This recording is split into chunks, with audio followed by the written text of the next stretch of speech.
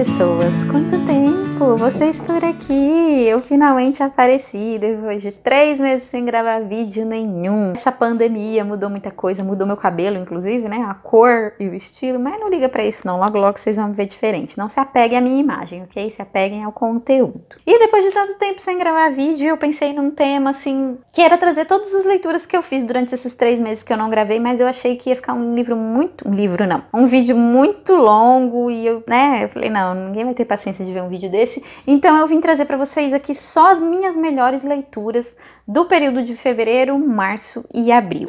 Vamos lá, a minha primeira indicação. Trata-se de um livro que eu acho que é muito bom agora nesse período de quarentena, que talvez ele traga um conforto para nós mortais. Tem uma rotina assim tão corrida que não consegue refletir sobre a vida, sobre nada, porque o cansaço sempre nos toma, a gente tá sempre ocupado com o trabalho, com isso, com aquilo. E este livro ele ensina exatamente a beleza da simplicidade, que é o livro do chá de Kakuzo Okakura. Esse livro é um clássico que foi publicado em 1906 e ele vai ensinar, por exemplo, a beleza e o conforto que é você contemplar as coisas simples e as coisas como elas são. Ele fala da importância da cerimônia do chá e conta um pouquinho da história de como que se deu essa tradição, que a gente conhece muito pelos ingleses, né? Mas aqui a gente realmente vê a raiz de tudo isso e o sentido dessa cerimônia, né? Então a gente tem muito que aprender com a filosofia deles, então fica aqui a dica deste baita livro que eu garanto que vocês vão gostar muito. É uma necessidade humana, esse respiro, essa reflexão sobre a vida, sobre nós mesmos. Belezinha? Uma outra leitura que me agradou demais e fazia parte das minhas metas de leitura para 2020, então se você ainda não viu o vídeo, vou deixar aqui o cardzinho para você ver. Trata-se de Demian, de Hermann Hesse. Gente, que obra! Amei, eu amei, eu amei. Eu acho que vocês vão amar também, gente. É um livro curtinho, olha gente, só livros facinhos para ler. E aqui você tem o personagem, o Sinclair, que é um rapaz que ele vive num dilema, ele se sente muito atraído pela escuridão. Ao mesmo tempo, quando ele está naquela agonia de alguns apuros, ele sente aquela falta de retornar à luz que ele chama, que é o conforto e a proteção do seu lar. Demi é um amigo que traz esse lado obscuro da vida, pelo qual ele sente muita atração e ao mesmo tempo ele sente medo, então todo esse mistério para ele faz com que ele tenha esse desejo de ir para o proibido, para ir porque moralmente a sociedade não aceita, né? Mas não só isso, tem muita coisa para se discutir aqui nesse livro. Leiam, gente, é muito interessante, muito bacana. E um outro livro que vocês precisam muito, gente, se eu fosse fazer um vídeo assim, os livros que vocês precisam ler na vida, esse estaria na lista, que é O Senhor das Moscas, que eu vou deixar aqui. A foto que foi em e-book que eu li, tava muito tempo no meu Kindle e eu, por um acaso, comecei a ler e aí não parei mais, porque é uma história que prende realmente a gente, que traz questões muito interessantes sobre a natureza humana, né? Será que somos pessoas boas e corrompidas pelo meio? Ou nascemos maus e somos moldados pela sociedade? Eternas questões que ali naquele livro você começa a refletir, né, sobre a natureza humana, que são crianças que elas, por meio de um acidente de avião, elas caem numa ilha deserta, né? Só as crianças sobrevivem e elas são obrigadas a sobreviver naquele local como selvagens, caçando, tendo que construir suas próprias casas, tendo atitudes realmente muito selvagens. São crianças nada fofinhas, é muito bacana, traz muita coisa bacana. Eu acho que vou trazer para vocês a resenha desse livro, mas eu pretendo pesquisar mais coisas, alguns artigos sobre o que se fala dessa obra para trazer uma resenha de qualidade para vocês, beleza?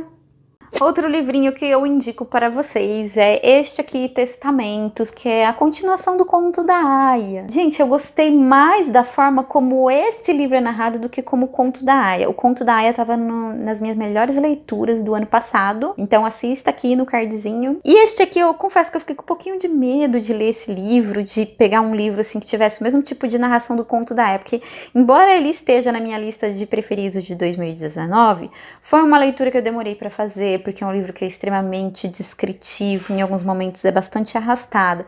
Não é de difícil entendimento, tá? Não tem um palavreado rebuscado, nada disso. É porque realmente em alguns momentos não avança, é bastante descritivo e a partir de certo momento é que a história realmente vai andar. E essa continuação, assim, eu fui com aquele pouquinho de medo, porque é uma edição um pouquinho gordinha, né? Tem 450 páginas, mais ou menos. Mas a forma como foi narrada aqui realmente é muito diferente, né? Você tem aqui 3 personagens, 3 mulheres. Uma delas é a tia Lídia. Vocês lembram da tia Lídia, do conto da Aya? Então, ela está aqui. Então, é narrado sobre 3 pontos de vista, né? Um de uma menina que não vive naquela comunidade autoritária, que é Gilead. Ela é do Canadá. Outra é do ponto de vista da tia Lídia, que tá desde a fundação de Gilead. E o outro é do ponto de vista de uma menina que nasceu já nesse regime duro e autoritário. E aí, o destino dessas pessoas vão se cruzar aqui neste livro e aí você vai ter um desfecho para tudo isso. Então, é um livro que eu recomendo bastante. Se vocês quiserem uma resenha sobre este livro, eu trago para vocês, ok? É só deixar nos comentários aí para eu ver as demandas de vocês, beleza? Bom, gente, um outro livro que eu indico muito para vocês trata-se de literatura clássica nacional. Eu acho que vocês estão carecas de saber, eu nem vou ficar falando muito sobre esse livro, tá? É O Cortiço, de Aloysio Azevedo. Eu nunca tinha lido ele na minha vida. Essa é a minha primeira experiência com Aloysio Azevedo, por meio de uma edição que eu sempre recomendo pra vocês, para clássicos nacionais, que é a edição da Panda Books, que você tem uma crítica social muito pesada. É um livro da época do naturalismo, realismo, e que traz realmente a vida como ela é, sem aquele romantismo do período anterior. E eu gosto muito dessa fase da literatura nacional e mundial. São os livros que eu mais gosto. Por exemplo, o Emile Zola, que eu li, que é A Besta Humana, que é um dos meus melhores livros da vida, gente, sério. E o Aloysio Azevedo, ele era grande admirador do Emile Zola e escreveu essa obra-prima, assim, não tem quem não goste de O Cortiço. Eu falei que não ia falar muito, eu tô falando muito, tô falando demais, né? Então, tem a oportunidade de conhecer O Cortiço numa edição bacana, que é a da Panda Books, beleza? Uma obra também que eu li, que é do Ivan Turgenev, Pais e Filhos, que é o choque de gerações mais famosos da literatura mundial. Aqui você tem o personagem Bazarov, que se intitula Nihilista. Esse livro ele foi muito polêmico na época dele. Eu já fiz uma resenha aqui no canal de um livro do Ivan Turgenev, que é o Diário de um Homem Supérfluo. Então, se você quiser conhecer uma outra obra dele, quiser começar pelo Diário de um Homem Supérfluo, que é mais curtinho, então beleza, tudo ok. Mas não deixa de conhecer essa obra não, gente. É muito interessante e a edição da Companhia das Letras é caprichada. Ela tem uma introdução muito bacana. Olha essa folha de guarda, que bacana. Eu preciso trazer uma resenha para vocês sobre esse livro, desse classicão russo aqui, que eu acho que vocês vão gostar tanto quanto eu gostei.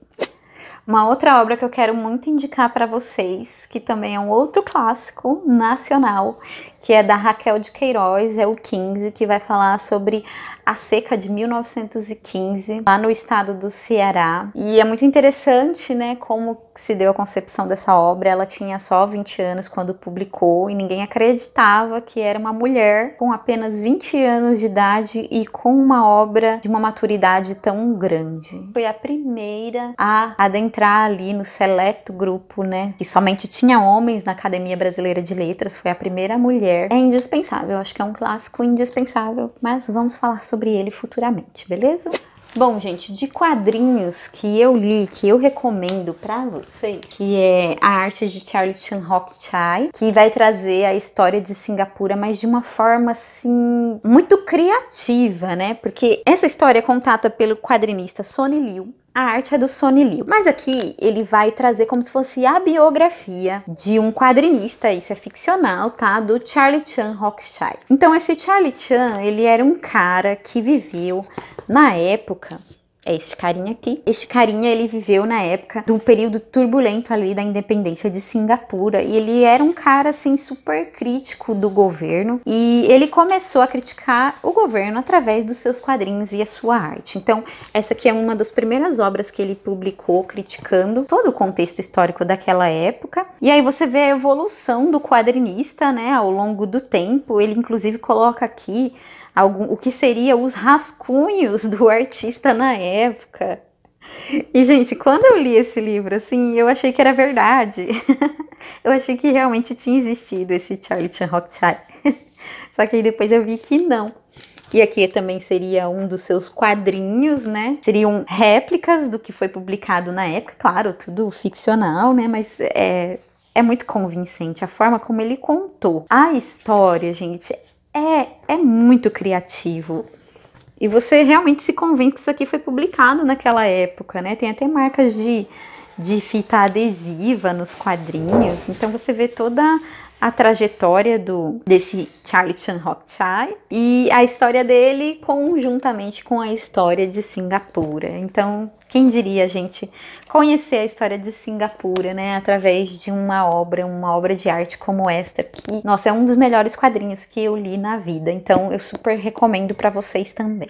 Nossa, gente, um outro quadrinho que eu queria muito indicar para vocês, mas eu sei que tá muito caro, que é o Relatório de Burdeck, que é da edição da Pipoca Nanquim, que é uma adaptação, na verdade, do romance de mesmo nome. Não existe tradução para o português desse romance. Eu queria muito ler o romance original, né? E o Relatório de Burdeck, né? Um homem que ele é encarregado de fazer um relatório para uma autoridade sobre um crime que ocorreu ali naquele vilarejo, um crime bárbaro, injustificável, mas que toda uma população ali cometeu e precisa se justificar diante de uma autoridade. Tem muitas reflexões interessantes, eu precisaria estar fazendo uma resenha assim bem bacana para trazer para vocês, porque merece, tem que estar à altura desse quadrinho e à altura dessa história, mas eu já vou indicando aqui para vocês, quem puder comprar, mas eu sei que o negócio tá difícil, gente, tá difícil, mas se vocês quiserem eu faço a resenha para vocês. Beleza? Não esquece de me dar um feedback aí nos comentários, beleza?